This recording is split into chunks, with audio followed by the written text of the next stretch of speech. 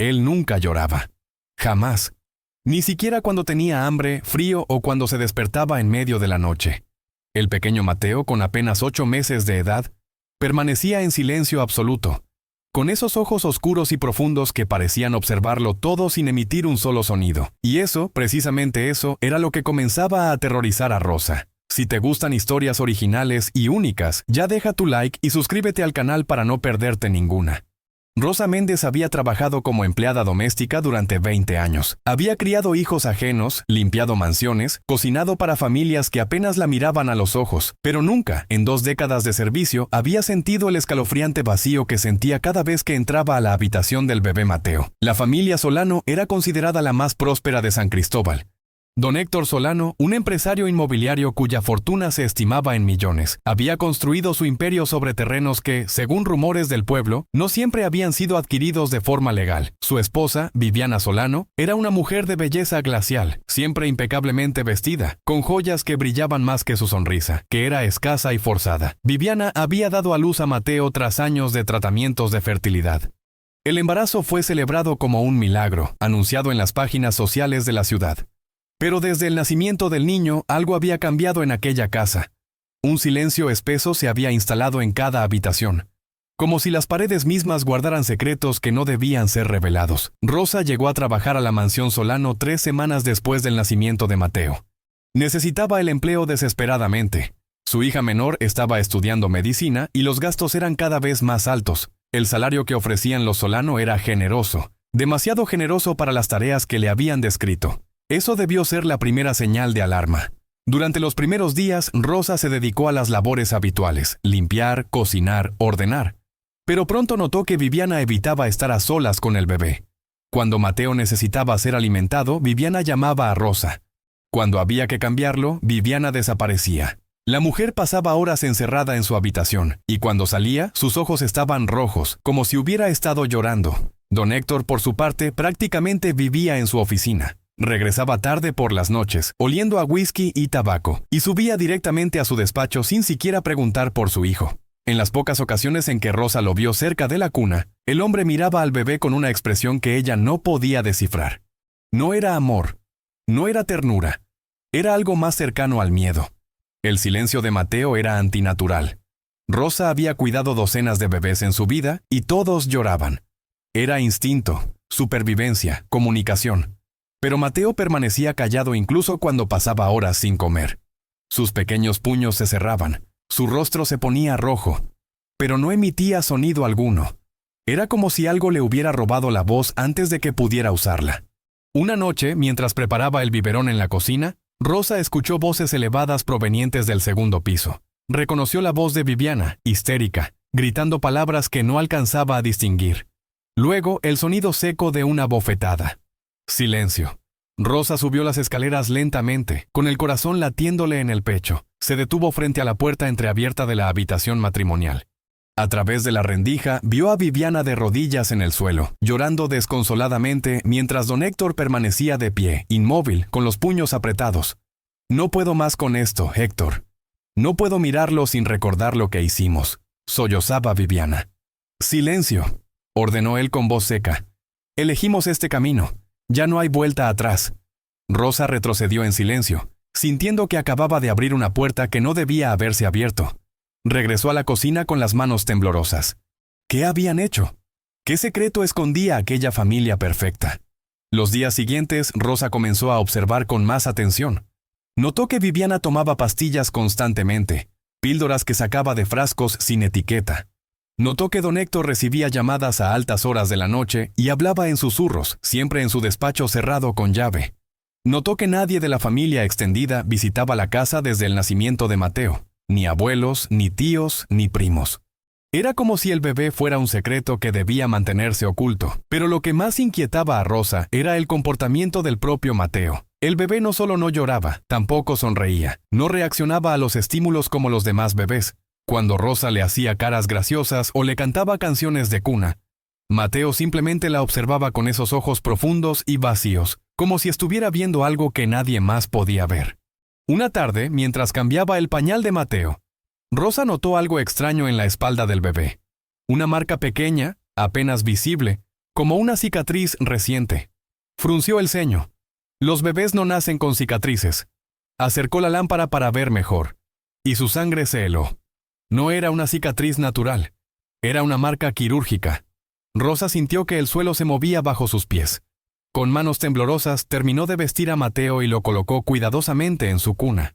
Su mente trabajaba a toda velocidad, conectando piezas de un rompecabezas macabro. ¿Por qué un bebé de 8 meses tendría una cicatriz quirúrgica en la espalda? ¿Qué clase de procedimiento médico requería una incisión en esa zona? Esa noche, Rosa no pudo dormir. Yacía en su pequeña habitación del servicio, escuchando los sonidos de la casa. Alrededor de las 2 de la madrugada escuchó pasos en el pasillo. Se levantó silenciosamente y entreabrió su puerta. Vio a Viviana caminando descalza hacia la habitación de Mateo, vestida solo con un camisón blanco que parecía un sudario a la luz de la luna que entraba por las ventanas. Rosa la siguió a distancia, ocultándose en las sombras. Viviana entró a la habitación del bebé y se quedó de pie junto a la cuna durante largos minutos, observando al niño dormido. Entonces comenzó a hablar en voz baja, casi un susurro. «Perdóname, por favor, perdóname. Yo no quería, él me obligó. Dijo que era la única forma. Dijo que nadie lo sabría nunca». Rosa sintió un escalofrío recorrer su columna. ¿De qué estaba hablando Viviana? ¿Qué había sido obligada a hacer? Viviana extendió una mano temblorosa hacia el bebé, pero la retiró antes de tocarlo, como si temiera quemarse. «Tú no eres él. Tú no eres él», repetía como un mantra. Luego giró bruscamente y salió de la habitación, sin notar la presencia de Rosa escondida en el pasillo. Al día siguiente, Rosa decidió que necesitaba respuestas. Esperó a que don Héctor saliera a su oficina y Viviana se encerrara en su habitación, como hacía cada tarde. Entonces, con el corazón latiéndole salvajemente, se dirigió al despacho de don Héctor. La puerta estaba cerrada, pero Rosa había aprendido años atrás que las cerraduras antiguas podían abrirse con una simple horquilla. En menos de un minuto, estaba dentro. El despacho era amplio, decorado con muebles de caoba y estanterías llenas de libros que probablemente nunca habían sido leídos. Rosa se dirigió directamente al escritorio y comenzó a revisar los cajones. Encontró documentos de propiedades, contratos de negocios, chequeras, nada fuera de lo común. Estaba a punto de rendirse cuando notó un cajón más pequeño en la parte inferior del escritorio, discretamente oculto. Lo abrió y encontró una carpeta de manila, gruesa y desgastada. Con manos temblorosas la sacó y comenzó a revisar su contenido. Lo que encontró le heló la sangre. Dentro de la carpeta había fotografías de otro bebé. Un niño que se parecía extraordinariamente a Mateo, pero no era él.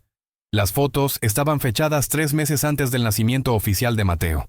Había también documentos médicos, certificados de adopción internacional que parecían falsificados y, lo más perturbador, un informe médico de un hospital privado en la frontera. Rosa leyó el informe con creciente horror.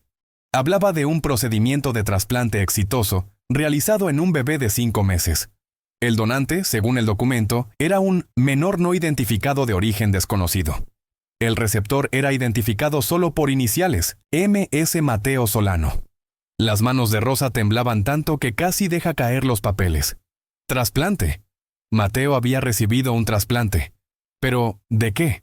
Recordó la cicatriz en su espalda. ¿Riñón? ¿Hígado? ¿Qué órgano le habían trasplantado a un bebé de 5 meses? Siguió leyendo y encontró la respuesta que la hizo tambalearse. Médula ósea. Mateo había recibido un trasplante de médula ósea. Pero eso solo se hacía en casos de enfermedades graves, leucemia infantil o trastornos sanguíneos mortales. Entonces encontró otro documento, uno que cambiaría todo lo que creía saber sobre aquella familia. Era un certificado de defunción, datado 6 meses atrás. El nombre del fallecido: Mateo Santiago Solano. Causa de muerte: leucemia linfoblástica aguda. Edad al fallecer: 4 meses. Rosa tuvo que sentarse en la silla del escritorio para no caer. El Mateo original había muerto. El bebé que ella cuidaba no era el hijo biológico de los Solano, era un reemplazo. Pero había algo más en la carpeta, algo aún más oscuro. Fotografías borrosas de lo que parecía ser un orfanato en algún país centroamericano. Documentos de pagos millonarios a intermediarios sin nombre. Y una carta manuscrita de don Héctor a un tal Dr. Ramírez, donde hablaba de asegurar la compatibilidad del donante y garantizar la discreción absoluta. Rosa entendió con horror escalofriante lo que había sucedido. Los Solano habían comprado un bebé, no para adoptarlo, sino para usarlo como donante de médula ósea para su hijo moribundo. Cuando Mateo murió de todas formas, a pesar del trasplante, ellos decidieron ocultar su muerte y criar al bebé donante como si fuera su propio hijo. El bebé que nunca lloraba, no lloraba porque había pasado sus primeros meses de vida en condiciones terribles, probablemente en ese orfanato de las fotografías, donde había aprendido que llorar no traía ayuda ni consuelo. Había sido sometido a procedimientos médicos traumáticos, extraído de su entorno, usado como repuesto de órganos y finalmente forzado a vivir una mentira como hijo de quienes habían comprado su cuerpo. Rosa escuchó pasos acercándose por el pasillo. Con rapidez, devolvió todo a la carpeta y la colocó de vuelta en el cajón oculto. Salió del despacho justo a tiempo, cerrando la puerta silenciosamente. Su mente era un torbellino. Tenía que hacer algo, pero ¿qué? Si acudía a la policía, necesitaría pruebas. Y las únicas pruebas estaban en ese cajón cerrado del despacho de un hombre poderoso con conexiones en todas partes. Además, ¿quién le creería a una simple empleada doméstica contra la palabra de la familia más influyente de San Cristóbal? Pero había un niño inocente involucrado, un bebé que había sido robado de su verdadero origen, usado y descartado como un objeto. Rosa no podía quedarse de brazos cruzados. Esa noche, mientras daba de comer a Mateo, lo miró realmente por primera vez. Esos ojos oscuros y profundos no estaban vacíos. Estaban llenos de un dolor ancestral, de un trauma que ningún bebé debería cargar. Rosa le habló en voz baja. No sé quién eres realmente, pequeño.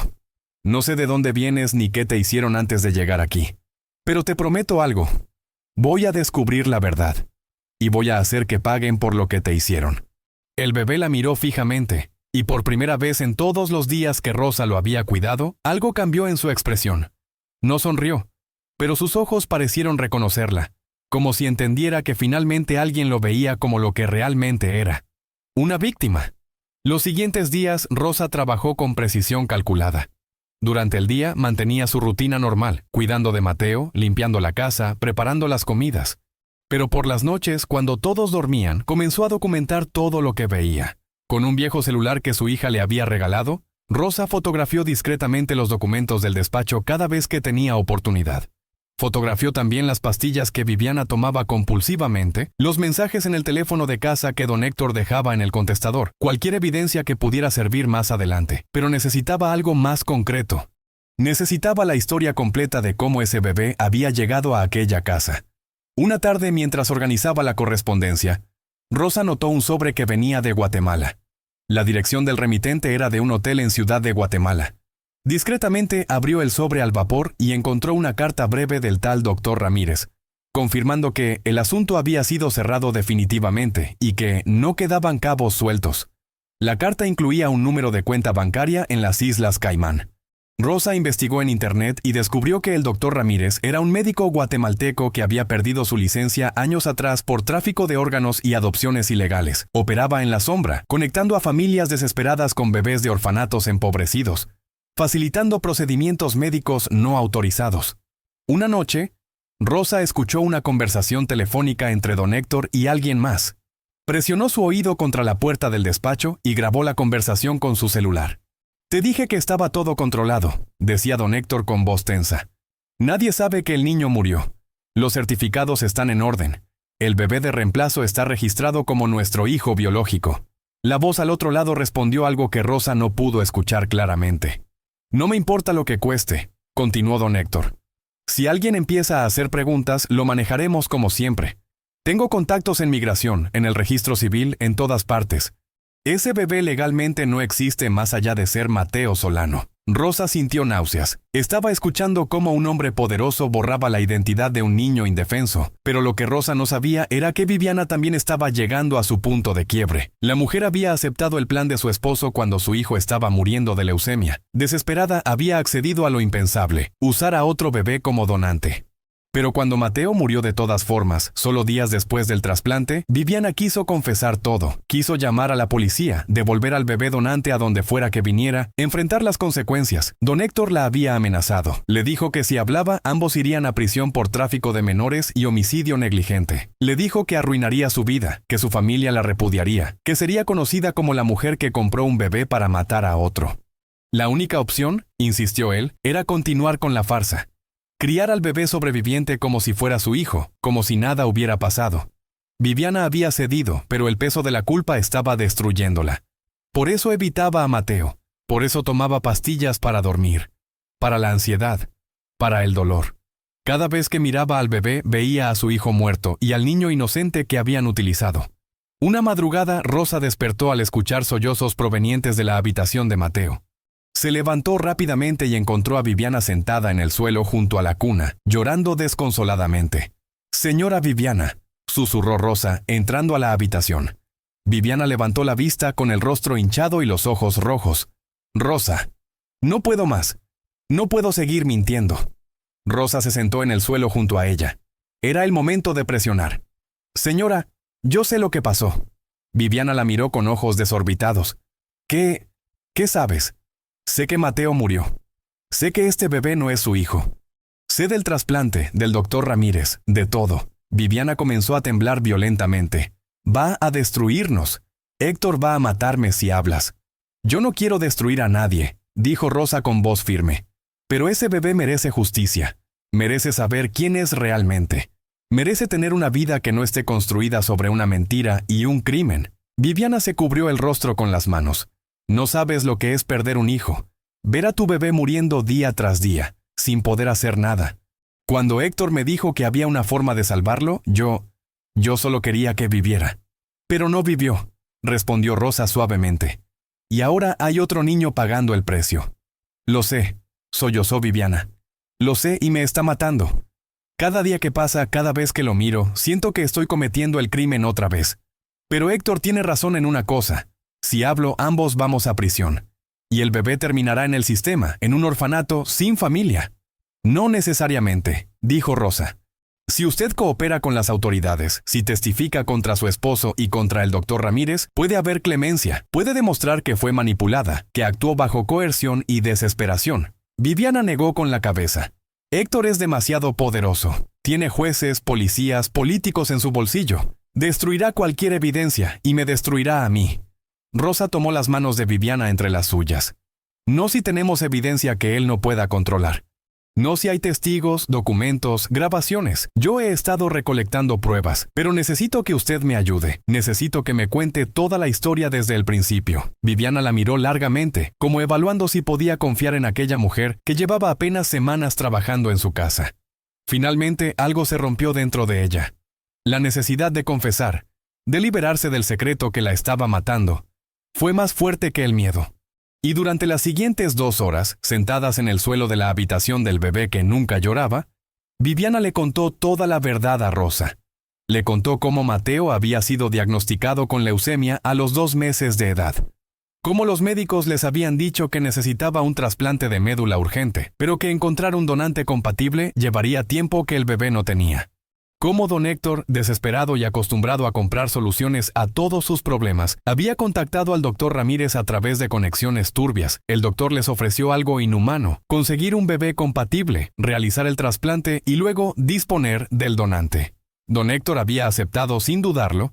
Viviana, atrapada entre el amor por su hijo moribundo y el horror de lo que estaban a punto de hacer, había cedido. El doctor Ramírez había encontrado al bebé en un orfanato guatemalteco. Un niño abandonado sin registro oficial, invisible para el sistema.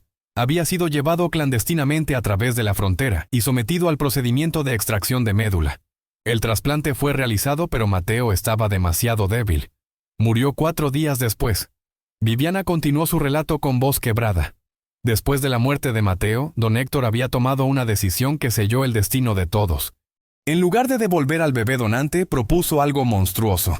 Registrarlo como su hijo biológico, falsificar documentos, borrar cualquier rastro de la verdadera identidad del niño y continuar como si nada hubiera pasado. Héctor me dijo que el bebé ya no tenía familia, que nadie lo buscaría, que era la solución perfecta, susurró Viviana. Dijo que podríamos darle una buena vida, que sería mejor para él que terminar en un orfanato. Pero yo sabía la verdad. No lo estábamos salvando. Lo estábamos usando otra vez. Esta vez para encubrir nuestro crimen. Rosa sintió una mezcla de compasión y rabia. ¿Y nadie sospechó? ¿Los doctores? ¿Las enfermeras? Héctor pagó millones para que todo se mantuviera en silencio, explicó Viviana. El parto fue falso, registrado en una clínica privada donde él tiene participación. Yo nunca di a luz a este bebé, pero todos los documentos dicen lo contrario. Los médicos que atendieron a nuestro verdadero Mateo firmaron acuerdos de confidencialidad con cláusulas millonarias. El doctor Ramírez desapareció con su pago y nunca volvimos a saber de él. ¿Y la familia? ¿Los abuelos no quisieron conocer al bebé? Viviana dejó escapar una risa amarga. Les dijimos que el bebé había nacido prematuro y débil, que necesitaba aislamiento por razones médicas. Para cuando permitimos visitas ya habían pasado meses. Un bebé de 8 meses no se parece tanto a un recién nacido. Nadie hizo preguntas, nadie quiso ver lo que no quería ver. Rosa procesó toda la información. Señora Viviana, ese bebé tiene una familia biológica en algún lugar. Quizás una madre que lo está buscando, que llora por él todas las noches. Viviana asintió con lágrimas corriendo por sus mejillas. Lo sé, y eso me está matando tanto como la muerte de mi propio hijo. He creado 2 víctimas. Mi Mateo, que murió sin que su trasplante funcionara, y este niño, que fue arrancado de su vida para ser usado como repuesto. Entonces tiene que ayudarme, insistió Rosa. Tiene que testificar, tiene que contar la verdad. Es la única forma de que este bebé tenga una oportunidad de justicia. Viviana se quedó en silencio largo rato, mirando al bebé dormido en la cuna. Finalmente habló. Lo haré. Pero necesito que me prometas algo, Rosa. Prométeme que cuidarás de él cuando yo ya no esté. Porque Héctor me va a destruir cuando descubra que hablé. Se lo prometo, dijo Rosa con firmeza. Durante los siguientes días, Viviana y Rosa trabajaron en secreto. Viviana escribió una confesión completa, detallando cada paso del crimen. Identificó nombres, fechas, lugares. Entregó a Rosa las contraseñas de las cuentas bancarias donde podían rastrearse los pagos al doctor Ramírez. Le dio copias de documentos originales que había escondido en su joyero, evidencia que don Héctor no sabía que existía. Rosa contactó discretamente a un periodista de investigación en la capital, un hombre conocido por exponer casos de corrupción. Le envió parte de la información de forma anónima, suficiente para despertar su interés pero no tanto como para comprometer la seguridad de Viviana. El periodista, llamado Fernando Campos, tenía reputación de ser incorruptible. Había sido amenazado varias veces por su trabajo, pero nunca había cedido. Cuando vio la evidencia que Rosa le enviaba, supo inmediatamente que estaba ante un caso explosivo. Campos comenzó su propia investigación. Viajó a Guatemala y encontró el orfanato mencionado en los documentos. El lugar había sido cerrado un año atrás por denuncias de tráfico de menores, pero logró entrevistar a trabajadores anteriores. Una enfermera recordaba a un bebé que había desaparecido repentinamente. Un niño de ojos oscuros que nunca lloraba. Ni siquiera cuando lo inyectaban. Nos dijeron que había sido adoptado legalmente. Recordaba la enfermera con voz temblorosa. Pero nunca vimos los papeles. Un día estaba ahí. Al día siguiente había desaparecido. Y el director recibió una suma enorme de dinero justo después. Campos también localizó al doctor Ramírez. El médico vivía ahora en Costa Rica, bajo un nombre falso, pero el periodista lo encontró. Con cámaras ocultas, Campos lo confrontó. Al principio, Ramírez negó todo. Pero cuando Campos le mostró los documentos que Rosa había proporcionado, el hombre se derrumbó. Yo solo era el intermediario, confesó Ramírez. Familias ricas pagan fortunas por trasplantes rápidos sin preguntas. Yo facilitaba las conexiones, no era el único. Hay toda una red. ¿Y qué pasaba con los bebés donantes después?, preguntó Campos. Ramírez desvió la mirada. Eso dependía de cada caso. A veces sobrevivían, a veces no. No era mi responsabilidad. La grabación era oro puro. Campos tenía la confesión del intermediario, documentos bancarios, testimonios de trabajadores del orfanato y la promesa de que una testigo clave hablaría públicamente. Solo faltaba el momento adecuado para publicar. Ese momento llegó más pronto de lo esperado.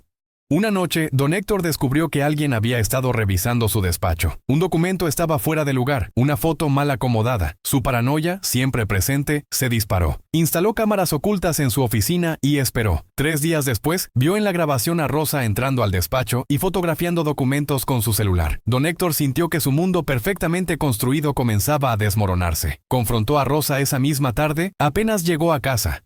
La agarró del brazo con violencia y la arrastró hasta su despacho. ¿Cuánto te pagaron?, gruñó. ¿Quién te envió? ¿Qué te prometieron? Rosa, asustada pero firme, lo enfrentó. Nadie me pagó nada. Estoy haciendo lo correcto. ¿Lo correcto? Don Héctor soltó una carcajada amarga. ¿Sabes lo que has hecho? Has destruido la vida de ese niño. Cuando esto salga a la luz, lo meterán en el sistema. Pasará de orfanato en orfanato. Nunca tendrá una familia real. Él nunca tuvo una familia real aquí, respondió Rosa con valentía que no sabía que poseía. Solo tuvo criminales que lo usaron. Don Héctor levantó la mano para golpearla, pero una voz lo detuvo. «Suéltala, Héctor». Ambos se giraron. Viviana estaba en la puerta del despacho, con el teléfono en la mano. «He grabado todo. Y ya está enviado. A la policía, a los periódicos, a las autoridades de Guatemala. Se acabó». El rostro de don Héctor se transformó en una máscara de furia absoluta. «¿Qué has hecho?», susurró con voz letal.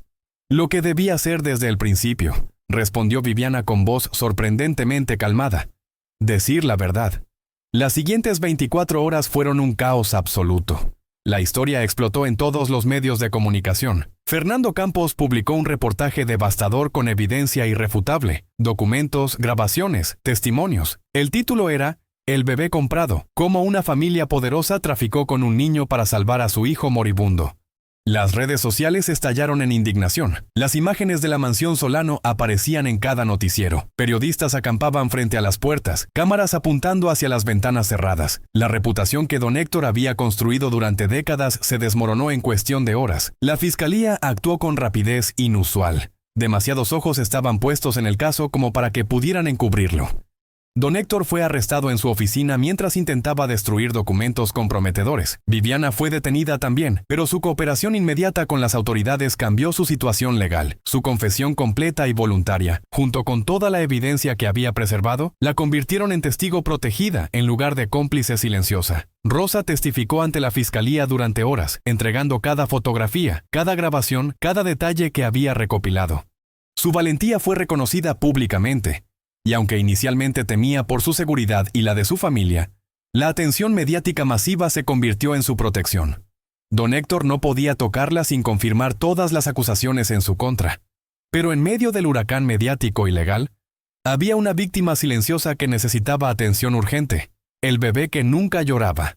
Mateo, aunque ese no era su verdadero nombre, fue puesto bajo custodia temporal del Estado mientras se realizaban investigaciones sobre su verdadera identidad. Servicios sociales lo colocaron en un hogar de acogida especializado en trauma infantil. Rosa solicitó inmediatamente ser considerada como su cuidadora temporal, y dada su participación en el caso y el vínculo que había desarrollado con el niño, su petición fue aprobada. La primera noche que Rosa llevó al bebé a su modesta casa, lo meció en sus brazos durante horas. «Ya está pequeño. Ya estás a salvo. Nadie va a lastimarte nunca más». Y entonces sucedió algo extraordinario. Algo que Rosa nunca olvidaría. Por primera vez en sus 9 meses de vida, el bebé lloró. No fue un llanto de dolor o angustia. Fue como si algo dentro de él se hubiera liberado finalmente. Como si su cuerpo reconociera que ahora era seguro expresar emociones, pedir ayuda, ser vulnerable. Rosa lloró con él, abrazándolo contra su pecho, sintiendo cómo los sollozos del niño eran años de sufrimiento silencioso finalmente encontrando voz. Mientras tanto, Fernando Campos continuó investigando. Su trabajo no había terminado con la exposición del caso Solano. Había mencionado una red más amplia y estaba decidido a desmantelarla.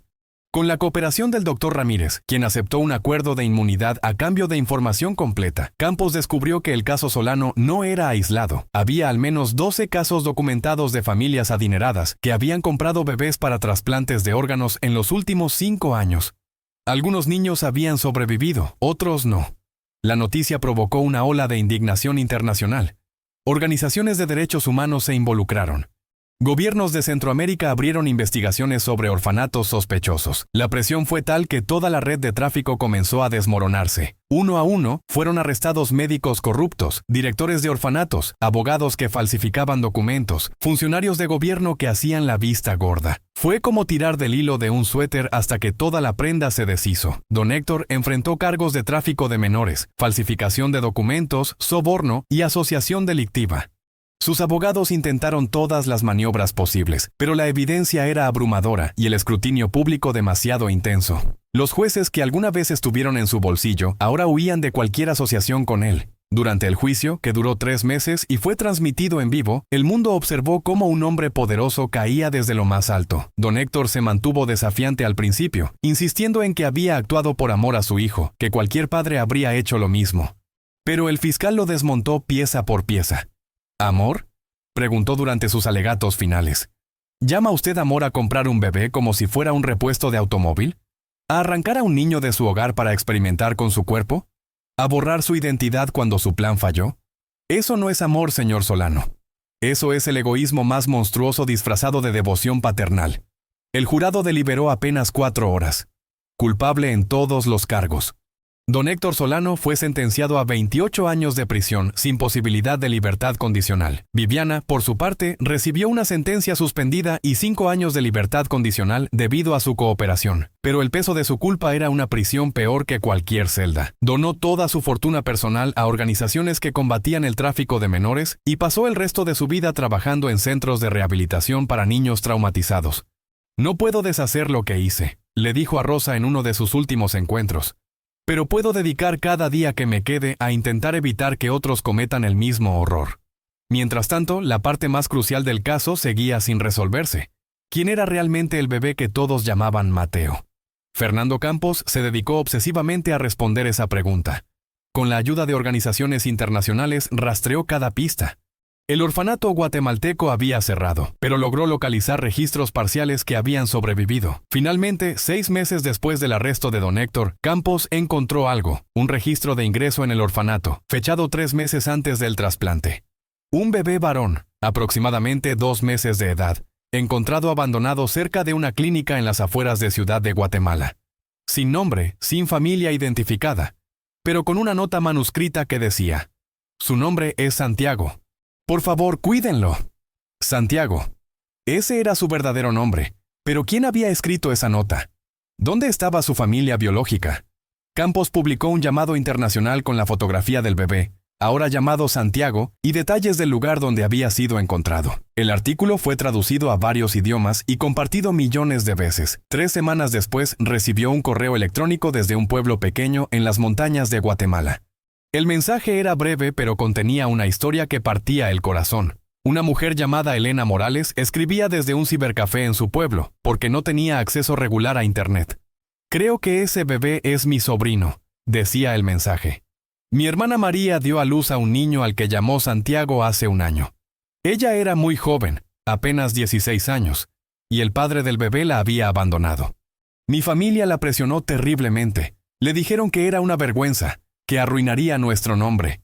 María amaba a su bebé más que a su propia vida, pero nuestra madre la obligó a entregarlo». Elena explicaba cómo su hermana había llevado al bebé a la ciudad, con la promesa de que sería dado en adopción a una familia amorosa a través de canales legales, pero María nunca regresó a casa. Hace 11 meses encontraron su cuerpo en un barranco cerca de la carretera principal. Continuaba el mensaje. La policía dijo que fue un accidente, que se resbaló. Pero María conocía esas montañas mejor que nadie, y el bebé nunca fue encontrado. Nos dijeron que probablemente alguien lo había recogido, que estaría bien, pero yo nunca lo creí. Busqué durante meses, pregunté en cada orfanato, pero nadie sabía nada, hasta que vi su artículo. Fernando Campos sintió un escalofrío al leer el mensaje. ¿Había sido la muerte de María realmente un accidente? ¿O había sido silenciada después de entregar a su hijo? No tenía pruebas, pero conocía lo suficiente sobre estas redes para saber que los accidentes convenientes eran comunes. Contactó inmediatamente a Elena y coordinó pruebas de ADN. La mujer viajó desde su pueblo remoto hasta la capital de Guatemala, un viaje de 12 horas en autobuses destartalados, porque necesitaba saber la verdad. Las pruebas confirmaron lo que Elena ya sabía en su corazón. Santiago era su sobrino, el hijo de su hermana fallecida. Cuando Rosa recibió la noticia, sintió una mezcla contradictoria de alegría y dolor. Alegría porque Santiago finalmente tendría respuestas sobre su origen. Dolor porque significaba que eventualmente tendría que dejarlo ir. Había pasado 7 meses cuidando de Santiago. Lo había visto dar sus primeros pasos, escuchado sus primeras palabras, sentido sus pequeños brazos rodeando su cuello cuando tenía pesadillas. Se había convertido en su mundo, y él en el de ella. Pero Rosa sabía que el amor verdadero a veces significa soltar. Elena viajó desde Guatemala para conocer a su sobrino. El encuentro fue organizado cuidadosamente por servicios sociales, con psicólogos infantiles presentes para asegurar que el proceso fuera lo menos traumático posible para Santiago. Cuando Elena vio al niño por primera vez, se llevó las manos a la boca. «Es idéntico a María», susurró con lágrimas corriendo por sus mejillas. «Tiene sus mismos ojos, su misma boca». Santiago, ahora con 18 meses, observó a la extraña con curiosidad pero sin miedo. Ya no era el bebé que nunca lloraba. Gracias a los meses de amor incondicional de Rosa, había aprendido a expresar emociones, a confiar, a sonreír. Los siguientes meses fueron un proceso gradual de transición. Elena viajaba regularmente para pasar tiempo con Santiago, siempre con Rosa presente. Las dos mujeres desarrollaron un vínculo profundo, unidas por el amor a ese niño que había sufrido tanto. «No sé cómo agradecerte», le dijo Elena a Rosa en una de esas visitas. «Le devolviste su humanidad. Le enseñaste que el mundo puede ser bueno». «Él me enseñó a mí también», respondió Rosa. «Me enseñó que el verdadero valor no está en el poder o el dinero, sino en la capacidad de hacer lo correcto incluso cuando es difícil». Finalmente llegó el momento de la decisión legal. Elena presentó una petición formal de custodia, respaldada por las pruebas de ADN y la investigación completa sobre el caso. No había dudas sobre su relación biológica ni sobre su capacidad para cuidar del niño. Pero había un problema. Elena vivía en extrema pobreza en un pueblo remoto de Guatemala. Su casa era de adobe con piso de tierra. No tenía electricidad regular ni agua corriente. Trabajaba en el campo ganando apenas lo suficiente para sobrevivir. Los servicios sociales expresaron preocupación. ¿Era justo llevar a Santiago de la relativa comodidad del hogar de Rosa a condiciones tan precarias? Fue Rosa quien resolvió el dilema. Utilizando parte del dinero que había recibido como recompensa por su valentía en el caso, múltiples organizaciones le habían dado reconocimientos económicos, compró un terreno en el pueblo de Elena y financió la construcción de una casa modesta pero digna. También estableció un fondo para la educación de Santiago y para ayudar a Elena a establecer un pequeño negocio. «Este dinero vino de exponer una gran injusticia», le dijo Rosa a Elena. «Es justo que se use para reparar parte del daño». Pero Rosa hizo algo más. Renunció a su trabajo en la ciudad y se mudó a Guatemala, al mismo pueblo donde vivía Elena. «Alguien tiene que asegurarse de que ese niño crezca sabiendo su historia completa», explicó. «Y yo le prometí a su madre biológica, aunque nunca la conocí, que lo cuidaría». La decisión final del juez fue salomónica. Elena tendría la custodia legal de Santiago, pero Rosa sería reconocida oficialmente como su tutora secundaria y figura materna adicional. Santiago tendría dos madres, dos mujeres que lo amaban incondicionalmente y que habían luchado por él de diferentes maneras. El día que Santiago oficialmente se mudó con Elena, Rosa organizó una pequeña ceremonia en el pueblo. Invitó a Fernando Campos, a Viviana, quien había viajado específicamente para estar presente, y a varios de los trabajadores del antiguo orfanato que habían testificado en el caso. «Hoy no es un final», dijo Rosa sosteniendo a Santiago en sus brazos. «Es un nuevo comienzo para todos nosotros. Este niño vino al mundo en circunstancias terribles. Fue usado, lastimado, tratado como un objeto. Pero sobrevivió. Y ahora va a crecer rodeado de amor, conociendo su verdad, con dos países que lo consideran ciudadano y dos mujeres que darían sus vidas por él». Luego se arrodilló para quedar a la altura de Santiago, quien ahora podía pararse y caminar con seguridad. «Algún día, cuando seas mayor, te voy a contar una historia», le dijo. «La historia del bebé que nunca lloraba, pero que enseñó al mundo entero a sentir. Tu historia». Santiago la miró con esos ojos oscuros y profundos que una vez parecieron vacíos, pero ahora brillaban con vida. Y sonrió. 5 años después, el impacto del caso Santiago Morales, como fue oficialmente conocido, seguía resonando en todo el continente. Las leyes sobre adopción internacional fueron reformadas en 14 países. Se establecieron protocolos más estrictos para trasplantes de órganos en menores. Los orfanatos ahora estaban sujetos a inspecciones internacionales regulares.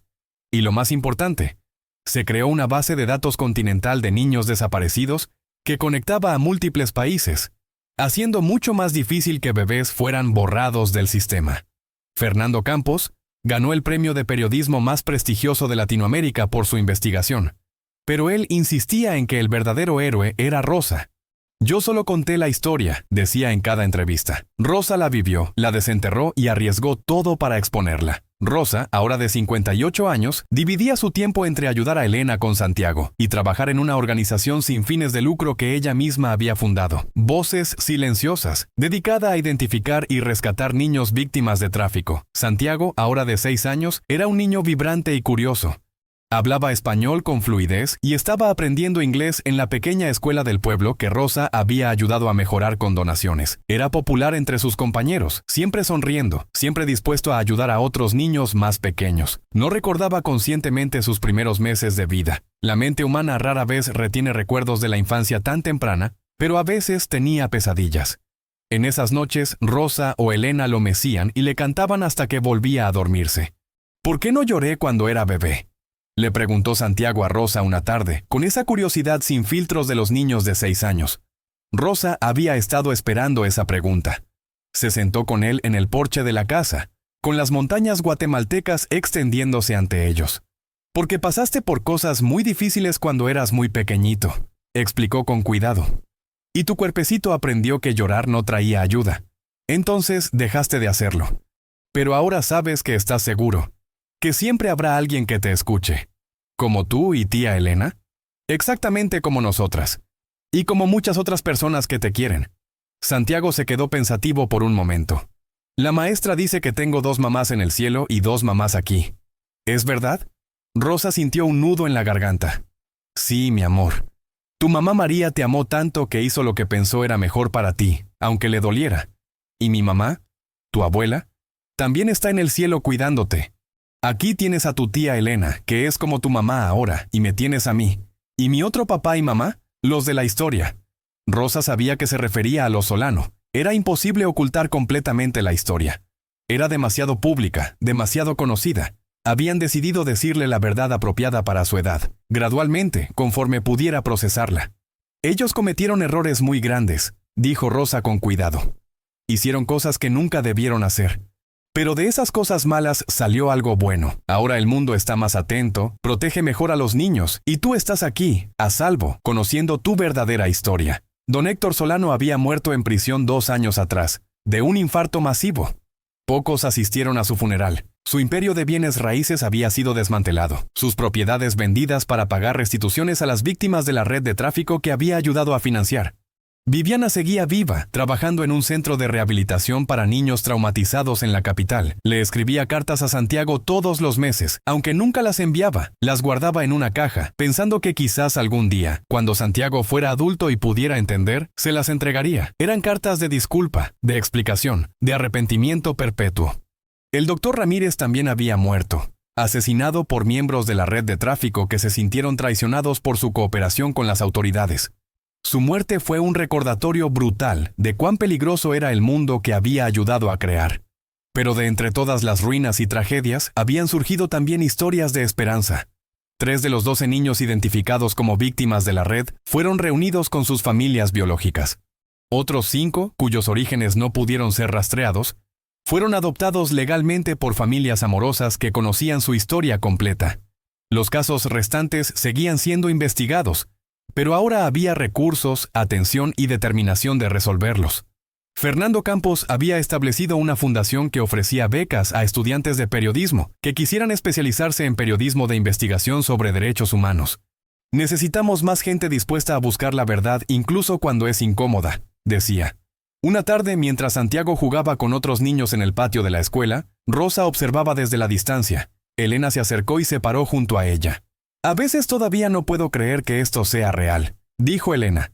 Que lo tengamos de vuelta, que esté sano y feliz. Es real porque muchas personas hicieron lo correcto, respondió Rosa. Tú, que nunca dejaste de buscar. Yo, que no pude quedarme callada. Fernando, que no se detuvo hasta encontrar toda la verdad. Viviana, que finalmente encontró el valor de confesar. E incluso el pequeño Santiago, que sobrevivió a lo impensable. ¿Crees que cuando sea mayor entenderá todo lo que pasó? Creo que lo entenderá mejor que nadie, dijo Rosa, porque lo vivirá cada día. Su historia no es solo sobre lo que le hicieron, sino sobre lo que él representa. Que los niños no son objetos, que cada vida tiene valor, que la verdad siempre encuentra la forma de salir a la luz. Esa noche, mientras acostaba a Santiago, el niño le hizo otra pregunta. Rosa, ¿yo soy especial? Todos los niños son especiales, mi amor. Pero la maestra dice que mi historia está en libros, que ayudó a cambiar leyes. Rosa se sentó en el borde de su cama. Tu historia sí ayudó a cambiar muchas cosas, pero no porque tú seas más especial que otros niños, sino porque tuviste el valor de sobrevivir. Y porque muchas personas vieron lo que te pasó y dijeron, esto no puede seguir sucediendo. Tú no pediste ser parte de esta historia, pero ahora que lo eres, puedes decidir qué hacer con ella cuando crezcas. ¿Qué debo hacer? Lo que tu corazón te diga. Puedes ser doctor y ayudar a niños enfermos. Puedes ser abogado y defender a los que no tienen voz. Puedes ser maestro y educar a otros. Puedes ser lo que quieras. Tu pasado no define tu futuro, Santiago. Tú defines tu futuro. Santiago asintió, procesando las palabras con la seriedad que solo los niños que han vivido experiencias extraordinarias pueden tener. Creo que quiero ayudar a otros niños como yo. Entonces lo harás, sonrió Rosa. Pero primero, duerme.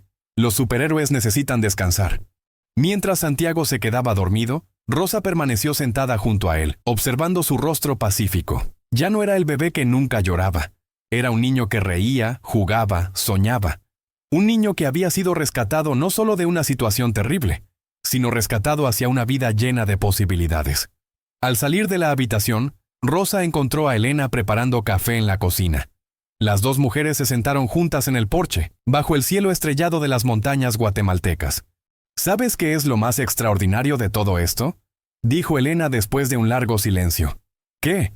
Que de algo tan horrible, tan oscuro, salieron tantas cosas buenas. Leyes nuevas, familias reunidas, una red criminal desmantelada y sobre todo ese niño dormido ahí adentro, que ahora tiene una oportunidad de vivir la vida que siempre mereció. Rosa asintió. Mi abuela solía decir que la luz brilla más intensamente en la oscuridad más profunda. Creo que Santiago es prueba de eso. 15 años después, un joven de 21 años llamado Santiago Morales subió al escenario de una conferencia internacional sobre derechos de los niños. Era estudiante de Derecho en su último año, con especialización en Derechos Humanos Internacionales. La audiencia guardó silencio mientras él se acercaba al micrófono. Muchos conocían su historia. Había sido documentada en libros, artículos, incluso una película, pero nunca había hablado públicamente sobre ella hasta ese momento. Mi nombre es Santiago Morales, comenzó con voz clara y firme. Y soy el bebé que nunca lloraba. Respiró profundo antes de continuar. Hace 21 años fui comprado, usado y casi borrado de la existencia. Debería haber sido una estadística más. Un niño perdido en los márgenes del sistema. Pero estoy aquí hoy gracias a una mujer que tuvo el valor de ver lo que otros ignoraban. Gracias a una tía que nunca dejó de buscarme. Gracias a un periodista que no se detuvo hasta encontrar la verdad. Su voz se hizo más fuerte. Estoy aquí para decirles que los niños como yo siguen existiendo. En este momento hay bebés siendo traficados, identidades siendo borradas, vidas siendo tratadas como mercancía. Pero también hay Rosa Méndez en todo el mundo, personas ordinarias haciendo cosas extraordinarias. Hizo una pausa, sus ojos barriendo la audiencia. Mi mensaje es simple. No miren hacia otro lado. Cuando vean algo que no está bien, cuando su instinto les diga que algo está mal, escúchenlo. Actúen. Porque un solo acto de valor puede cambiar no solo una vida, sino el curso de la historia. La audiencia estalló en aplausos. Entre el público, Rosa y Elena lloraban abrazadas. Fernando Campos, ahora con cabello gris pero ojos tan agudos como siempre, sonreía con orgullo. Después de la conferencia, Santiago se reunió con ellos. Abrazó a Rosa primero, luego a Elena y finalmente estrechó la mano de Fernando. ¿Qué piensas hacer ahora?, le preguntó Fernando. Santiago sonrió, esa sonrisa que una vez había sido imposible, ahora brillante y llena de determinación. Voy a dedicar mi vida a asegurarme de que ningún niño tenga que pasar por lo que yo pasé. Y a honrar la memoria de mi madre María, quien me amó lo suficiente para intentar darme una mejor vida, aunque el mundo la traicionó. Rosa lo miró con lágrimas en los ojos. Ella estaría tan orgullosa de ti. Lo sé, respondió Santiago, porque yo cargo su amor conmigo cada día, junto con el amor de todas las personas que lucharon por darme una segunda oportunidad. Mientras caminaban juntos fuera del centro de conferencias, hacia el sol de la tarde, Santiago se detuvo y miró hacia atrás por última vez. ¿Sabes qué es lo más irónico?, le dijo a Rosa. Intentaron silenciarme antes de que pudiera hablar. Pero ahora no voy a dejar de hablar por el resto de mi vida. Mi voz será la voz de todos los niños silenciados. Y va a resonar hasta que el mundo cambie. Y así lo hizo. La historia del bebé que nunca lloraba se convirtió en un grito de justicia que resonó en todo el mundo, recordándole a la humanidad que cada niño merece protección, dignidad y amor incondicional, porque al final no importa cuán oscuro sea el comienzo de una historia, lo que importa es quién está dispuesto a luchar para asegurarse de que tenga un final lleno de esperanza.